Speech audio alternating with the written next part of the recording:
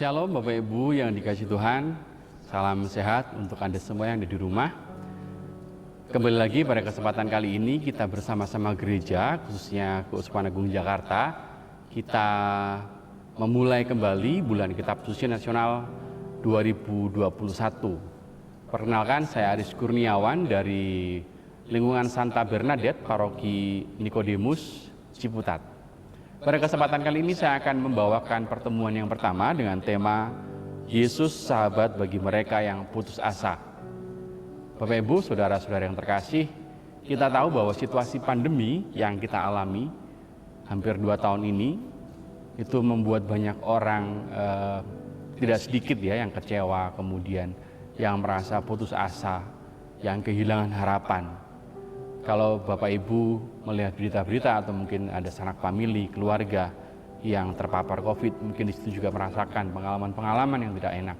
Pengalaman-pengalaman yang senantiasa membuat kita menjadi seringkali khawatir.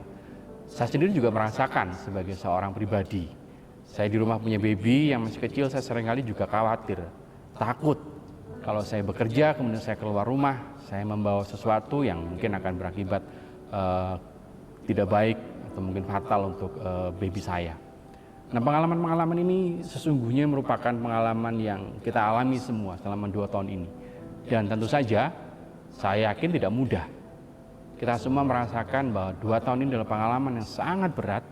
Bahkan kalau saya mengajar di sekolah, karena saya juga sebagai pengajar, itu juga merasakan betapa murid-murid saya itu beban, stresnya, kemudian tekanannya luar biasa.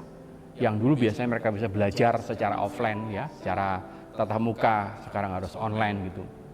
Itu juga perjuangan yang luar biasa. Maka Bapak Ibu, pada kesempatan kali ini kita mau diajak bersama-sama untuk melihat Yesus yang senantiasa memberikan kekuatan, memberikan kita rasa aman, damai, agar kita tetap tenang dalam situasi badai seperti ini. Tidak mudah memang, tetapi kita boleh percaya nanti dalam renungan yang akan kita dengarkan dan juga dalam bacaan Injil yang akan kita perdengarkan, kita akan mendapatkan satu buah-buah yang boleh Bapak Ibu timba. Paling kurang dalam pertemuan pertama ini Bapak Ibu mendapatkan satu nilai-nilai dan juga satu kekuatan agar Bapak Ibu nanti ke depan boleh merasakan sesuatu yang lebih luar biasa lagi yang diberikan oleh Tuhan sendiri. Bapak Ibu, mari kita siapkan bacaan kitab suci kita dari Injil Matius bab 14 ayat 22 sampai dengan 33. Saya akan bacakan perlahan-lahan sambil Bapak Ibu meresapkan ayat-ayat yang Bapak Ibu dengarkan. Tuhan beserta kita sekarang dan selama-lamanya. Inilah Injil Yesus Kristus menurut Matius. Dimuliakanlah Tuhan. Sesudah itu Yesus segera memerintahkan murid-muridnya naik ke perahu dan mendahuluinya ke seberang. Sementara itu, ia menyuruh orang banyak pulang. Dan setelah orang banyak itu disuruhnya pulang, Yesus naik ke atas bukit dan berdoa seorang diri. Ketika hari sudah malam, ia sendirian di situ. Perahu murid-muridnya sudah beberapa mil jauhnya dari pantai dan diombang-ambingkan gelombang karena angin sakal. Kira-kira 3 jam malam datanglah Yesus kepada mereka berjalan di atas air. Ketika murid-muridnya melihat dia berjalan di atas air, mereka terkejut dan berseru, "Itu hantu!" Lalu berteriak-teriak karena takut. Tetapi segera Yesus berkata kepada mereka, "Tenanglah, aku ini, jangan takut." Lalu Petrus berseru dan menjawab dia, "Tuhan, apabila Engkau itu, suruhlah aku datang kepadamu berjalan di atas air." Kata Yesus, "Datanglah." Maka Petrus turun dari perahu dan berjalan di atas air mendapatkan Yesus. Tetapi ketika dirasanya tiupan angin, takutlah ia dan mulai tenggelam lalu berteriak, "Tuhan, tolong aku." Segera Yesus mengulurkan tangannya, memegang dia dan berkata, "Hai orang yang kurang percaya, mengapa engkau bimbang?" Lalu mereka naik ke perahu dan angin pun redalah. Dan orang-orang yang ada di perahu menyembah dia, katanya, sesungguhnya Engkau anak Allah. Demikianlah sabda Tuhan. Terpujilah Kristus. Bapak Ibu, seperti di awal tadi saya mengatakan bahwa situasi pandemi COVID-19 ini memang situasi yang tidak mudah. Saya kehilangan beberapa kolega, kehilangan saudara dan juga sahabat. Yang tentu saja itu juga kabar yang sangat menyedihkan dan kabar duka bagi saya ya. Terutama ketika ada saudara saya yang sakit, adik saya yang sakit, saya juga merasa gelisah. Saya merasa kapan Tuhan ini akan selesai? Kapan Tuhan pandemi ini akan berakhir sehingga saya bisa beraktivitas dengan normal kembali? Dalam kesempatan-kesempatan yang lain, saya juga seringkali mendapatkan kabar duka. Kemudian ada curhat dari orang tua, murid, kemudian juga murid-murid saya. Saya merasa bahwa seolah-olah dalam situasi seperti ini Tuhan tidak ada. Saya merasa bahwa dalam situasi yang tidak mudah ini kita ditinggalkan. Saya ditinggalkan.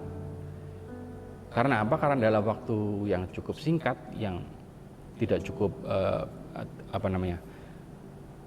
tidak ada kabar, tidak ada sesuatu yang terdengar di telinga saya, tiba-tiba keluarga, kemudian kerabat itu pergi pulang ke rumah Bapak. Kalau Bapak Ibu mengalami sendiri pasti merasakan betapa situasi sulit ini membuat kita semua punya beban yang sangat berat. Dan tentu saja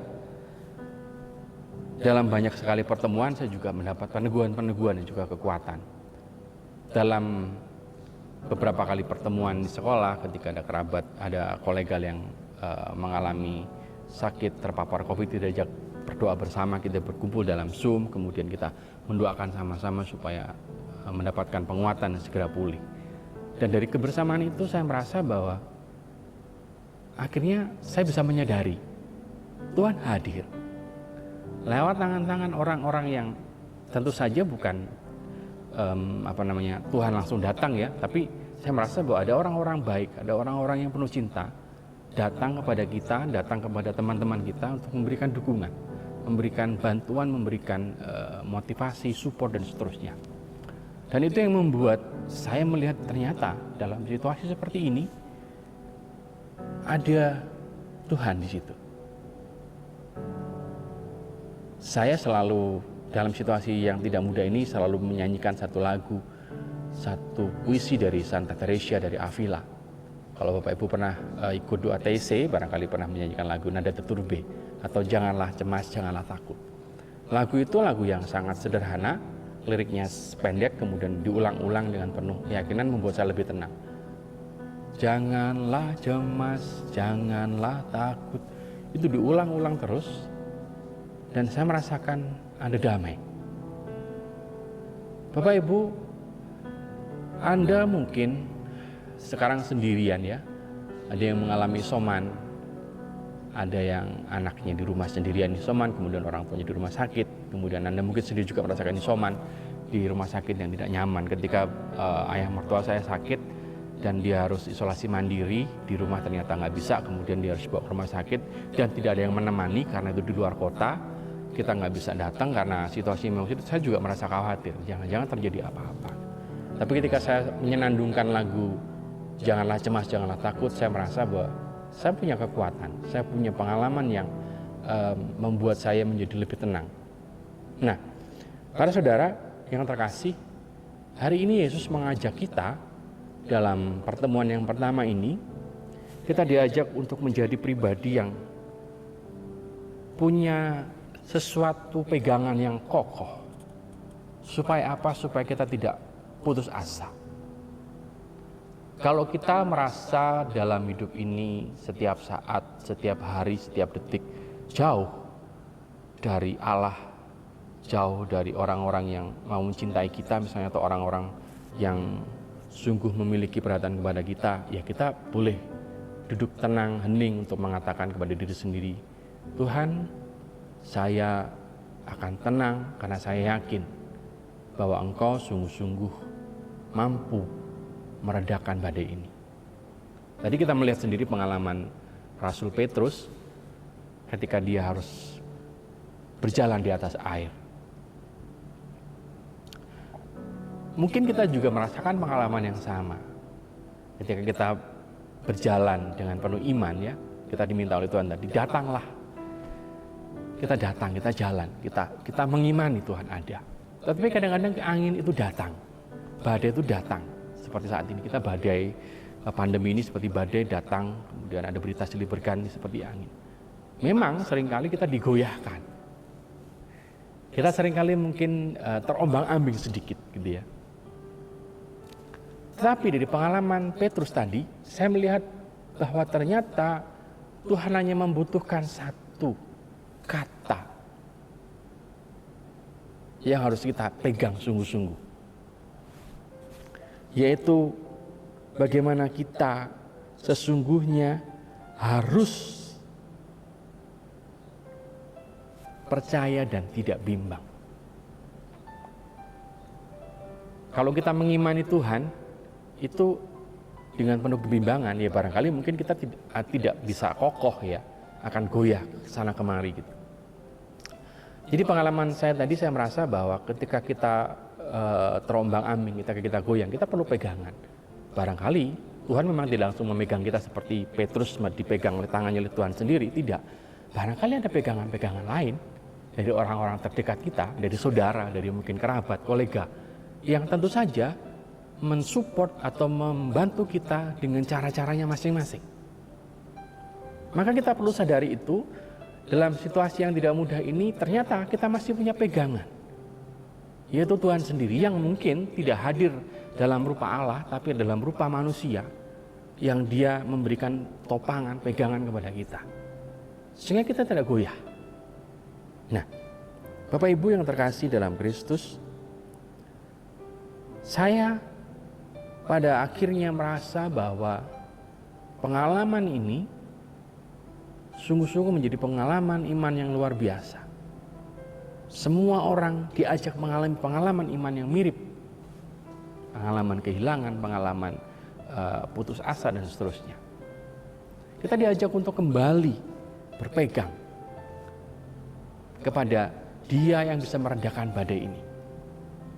Dulu saya pernah berpikir ya, ketika saya dinasihati oleh teman-teman saya, udahlah yang penting doa saja cukup. Doa-doa gimana cukupnya? Kita harus taat prokes, kita nggak boleh pergi-pergi. Udah yakin saja nanti kamu nggak kena apa-apa kok. Sepintas saya berpikir, karena dalam mindset pribadi saya sebagai orang yang sangat berpikir logis, doa itu nggak menyelesaikan. Di Vatikan sana banyak romo-romo yang mati. Di keuskupan-keuskupan tertentu banyak romo-romo suster yang mati. Lalu kita mau berpegang pada doa yang seperti apa? Dulu saya sempat berpikir seperti itu. Teman saya yang di Italia pernah bilang, kamu hati-hati di Jakarta ya, di Indonesia ya. Di sini di Italia setiap hari banyak orang mati. Kami ini romo-romo berjaga-jaga supaya benar-benar menjaga kesehatan, fit dan seterusnya. Terus jangan lupa satu, doa. Saya sempat pesimis. Kalian aja yang suka doa, romo-romo aja mati, kena COVID, nah apalagi saya gitu. Tapi saudara, sungguh dari pengalaman-pengalaman ini saya menyimpulkan, ternyata apa yang saya anggap remeh tadi, saya dibalikan sungguh-sungguh.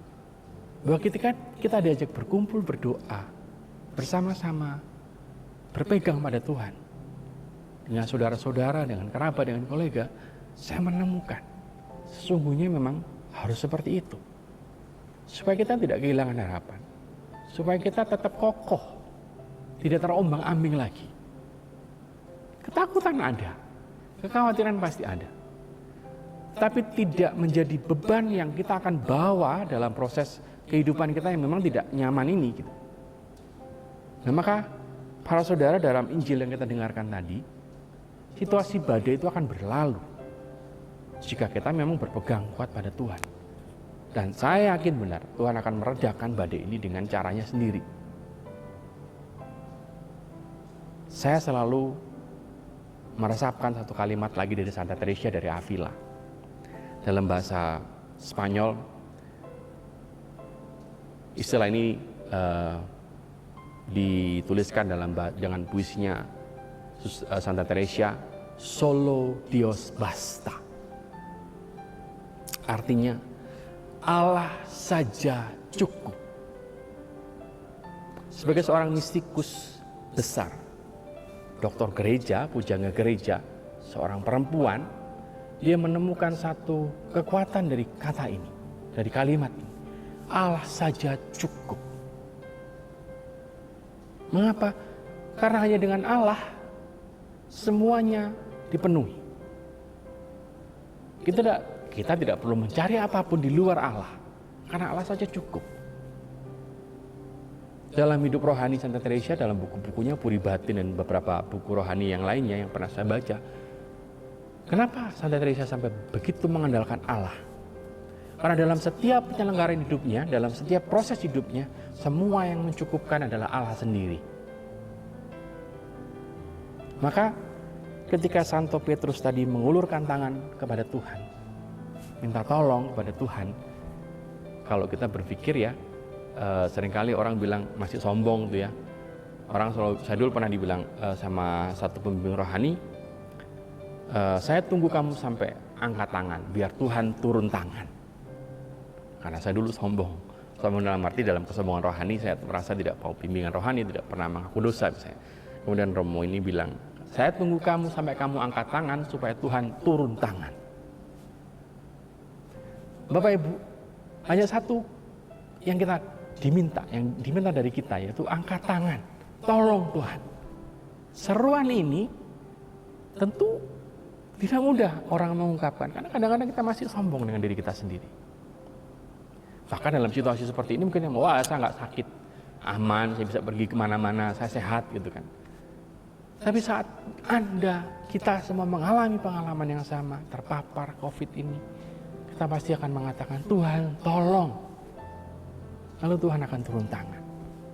Jadi yang menyelesaikan Tuhan, para medis dipakai oleh Tuhan. Orang-orang di sekitar kita dipakai oleh Tuhan. Tapi yang mau harus punya kehendak itu adalah dalam hati kita sendiri. Tuhan, tolong. Nah, Bapak Ibu, saudara-saudara yang terkasih, tentu saja kita semua akan berjuang dalam proses yang tidak mudah ini. Jatuh bangun, goyang, goncang, kemudian terombang-ambing akan menjadi hal yang sangat biasa nanti. Ketika pada akhirnya kita meyakini dalam diri kita, dalam kehidupan kita boleh angkat tangan dan Tuhan turun tangan. Semoga dalam permenungan kita pada pertemuan pertama ini, kita sungguh-sungguh diajak untuk melihat dengan kacamata yang lebih luas lagi. Dengan kacamata iman, bahwa Allah itu tidak pernah meninggalkan kita. Bahwa dalam pandemi COVID ini Allah tidak pergi, Allah tidak tidur, Allah tidak lari, Allah tidak menyembunyikan dirinya. Seperti yang pernah saya alami, yang saya rasakan sebelum pengalaman-pengalaman saya. Saya merasa Allah pergi, Allah tidak ada, Allah meninggalkan saya. Tapi mari kita belajar sungguh-sungguh mengimani bahwa pengalaman yang tidak mudah ini hanya bisa diselesaikan ketika Allah turun tangan. Dan tentu saja kita harus mengatakan dalam diri kita, sungguh dengan hati yang tenang, dengan tidak penuh keraguan, tidak penuh kebimbangan, lalu mengatakan Allah saja cukup. Semoga pertemuan pertama pada hari ini yang Bapak Ibu dengarkan dari bacaan Injil Matius tadi sungguh-sungguh menguatkan, memberikan kita kekuatan dari hati dan juga menyalurkan pengalaman ini kepada banyak orang, sehingga orang-orang yang ada di sekitar kita itu juga merasakan pengalaman yang sama. Dan saya akan menutup pertemuan pertama ini dengan satu kidung Panyuwunan yang dinyanyikan oleh para seniman-seniman dari Jogja, yang tentu saja Bapak Ibu akan bisa mendaraskan kidung ini sebagai kidung pemulihan jiwa, kidung permenungan hati, untuk menemani situasi-situasi yang sedang kita alami saat ini, yang tidak mudah, yang mungkin barangkali kita seringkali sudah lelah, sudah capek, sudah merasa angkat tangan. Tapi biarlah Tuhan turun tangan dan kita boleh rasakan damai, sukacita, dan juga ketenangan dalam hati kita masing-masing. Mari kita tutup dengan doa supaya permenungan kita sungguh-sungguh kita resapkan di dalam hati dan juga sungguh-sungguh mampu kita hidupi dalam kehidupan kita sehari-hari. Dalam nama Bapa dan Putra dan Roh Kudus, amin. Tuhan Allah sumber kehidupan yang sejati, kami bersyukur bahwa dalam kehidupan kami masing-masing memberikan kami situasi-situasi yang mungkin barangkali tidak mudah. Kami percaya Tuhan, apa yang sedang kami rasakan, yang sedang kami alami ini adalah bagian dari perjalanan yang harus kami lewati. Kami percaya Tuhan, Engkau adalah satu-satunya sumber yang mampu memberikan kami kekuatan, memberikan kami pemulihan dan kesembuhan. Bantulah kami untuk menjadi pribadi yang tidak mudah putus asa, dan tentu saja senantiasa mengandalkan Engkau, karena hanya Engkaulah Allah, hanya Engkaulah sumber yang senantiasa memberikan kami ketenangan dan ketentraman jiwa. Kami percaya Tuhan, hanya Allah saja cukup. Kemuliaan kepada Bapa dan Putra dan Roh Kudus, seperti pada permulaan, sekarang, selalu, dan sepanjang segala abad. Amin. Bapa, Putra, dan Roh Kudus. Amin.